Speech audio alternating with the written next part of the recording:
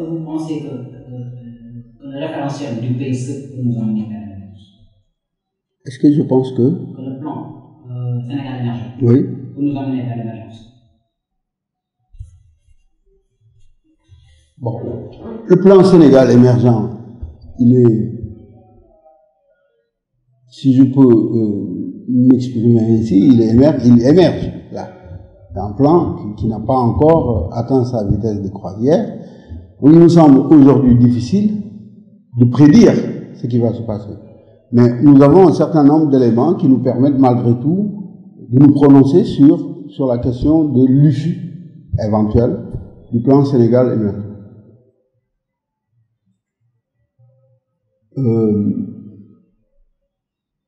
Le plan Sénégal émergent a des objectifs intermédiaires et un objectif final. L'objectif final, c'est d'amener le Sénégal à l'émergence en 2035. Et ceci doit passer par un certain nombre de jalons.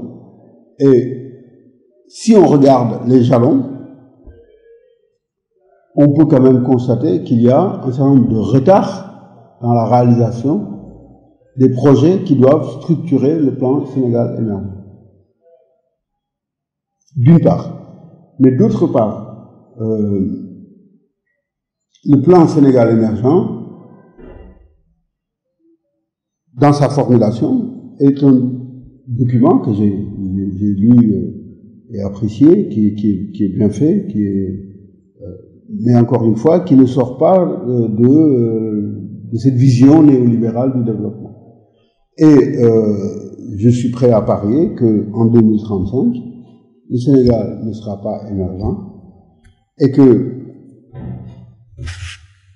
si nous continuons les politiques qui sont mises en œuvre aujourd'hui, bien entendu, si nous faisons une rupture avec ces politiques, il se peut que la situation socio-économique du Sénégal s'améliore. Mais si nous continuons les politiques qui sont mises en œuvre, je ne vois pas comment on pourrait rendre le Sénégal émergent si tant est que l'émergence soit un objectif. Pour moi, ça ne l'est pas. Pour moi, il faut un développement autocentré qui cherche à répondre aux besoins des populations, qui organise tout en fonction de cet objectif principal, et que si d'aventure on arrivait à dégager des surplus, on les exporterait. Or, je suis au regret de constater que le plan Sénégal émergent est en rupture totale avec ce que je viens de dire. Et que le plan Sénégal émergent s'inscrit dans la logique des programmes qui ont existé depuis 1979. Donc je ne vois pas précisément comment la situation pourrait s'inverser. C'est juste un changement de dénomination.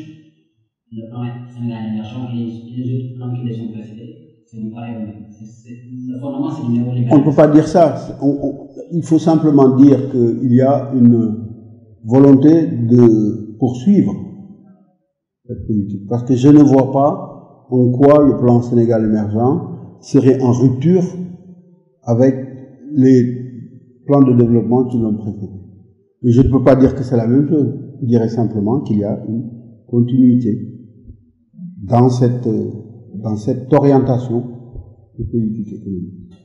Selon vous, quel est le modèle économique adéquat pour nous emmener vers l'émergence? Je viens de le dire. Je viens de dire qu'il nous faut développer un modèle de développement autocentré qui met la focale sur les besoins qui s'expriment dans l'économie nationale, qui ne soit pas orienté sur un modèle d'exportation et d'importation, ou alors qu'on essaie de faire de l'import-substitution au fur et à mesure qu'on développe les échanges. Sinon, nous avons de la matière première. Cette matière première est exportée sans transformation, autrement dit, sans aucune valeur ajoutée, autrement dit, sans aucune répartition, d'accord, du revenu qui sera tiré de cette matière première. Nous l'extrayons brut, nous l'exportons brut. À une exception près, c'est celle des phosphates. Parce que maintenant, le Sénégal produit des engrais chimiques avec les phosphates. Mais pendant très longtemps, les phosphates ont été exportés vers l'Inde sans aucune transformation. Ou en tout cas, sans transformation permettant à l'économie sénégalaise de tirer un plus grand profit de l'exploitation de ces matières premières. Donc, si je comprends, vous proposez un modèle économique, vous proposez l'économie sociale solidaire. Un modèle économique, social, solidaire. C'est-à-dire le modèle économique de l'économie sociale solidaire. Oui. On peut le dire comme ça, c'est pas ce que je voulais dire, mais je propose un modèle qui fait de la répartition un point important. Je propose un modèle qui fait de l'inclusion un point important. Je propose un modèle qui fait de la résilience économique